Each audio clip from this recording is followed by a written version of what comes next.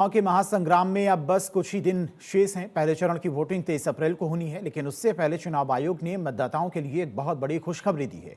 मतदान केंद्रों पर लगने वाली लंबी कतारों और भीषण गर्मी के बीच में होने वाली परेशानी को देखते हुए चुनाव आयोग ने राज्य में 4,660 नए सहायक पोलिंग स्टेशन बनाने का फैसला किया है।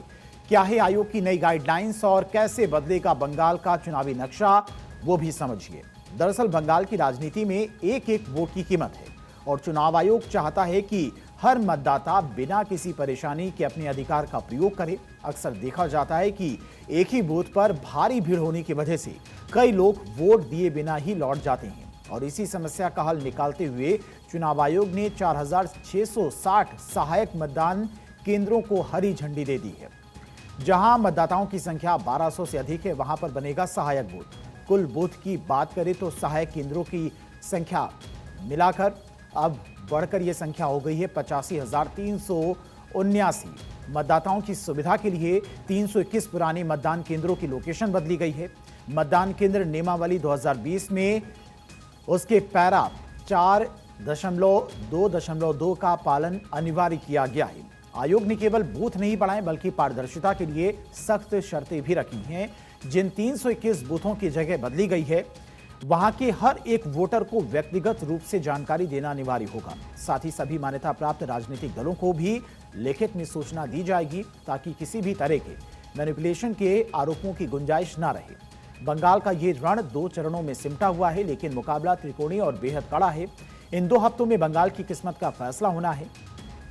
जहां पर एक तरफ ममता बनर्जी मालदा और उत्तर बंगाल में साख बचाने में जुटी हैं, तो वहीं चुनाव आयोग की ये तैयारी सुनिश्चित करेगा कि एसआईआर विवाद और हालिया हिंसा के बावजूद मतदान का प्रतिशत कम ना हो। यानी बंगाल की चुनावी रण को लेकर इलेक्शन कमीशन ने अपनी पूरी तैयारी कर ली है।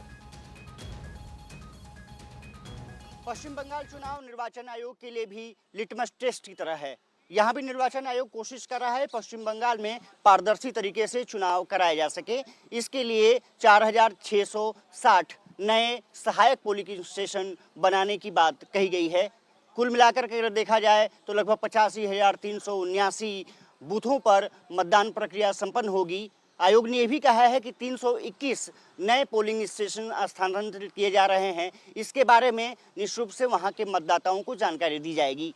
कहा जा सकता है कि एक तरफ से फोर्स की तैनाती, दूसरी तरफ पोलिंग स्टेशन नए बनाना मतदाताओं के लिए नई सुविधा तो है ही, साथ ही साथ भीड़ को भी कम करेगा। लाइनें नहीं बढ़ेंगी, जिससे कि मतदाताओं को सुविधा होगी और मतदान सुनिश्चित सही तरीके से संपन्न किया जा सकता है। कैमरामैन कपिल सोलंकी के साथ मैं अक्षर राय, भारत 24, दिल्ली।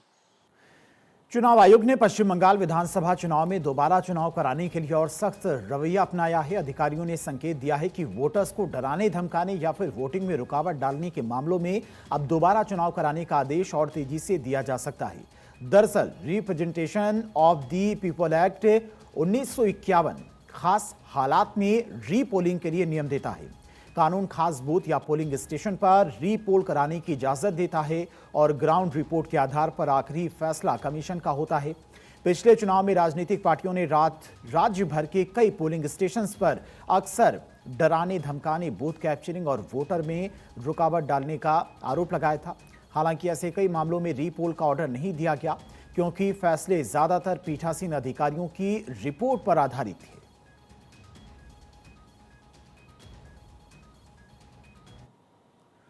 उत्तराखंड के मुख्यमंत्री पुष्कर सिंह धामी ने नई दिल्ली में केंद्रीय ऊर्जा, आवास और शहरी कार्य मंत्री मनोहर लाल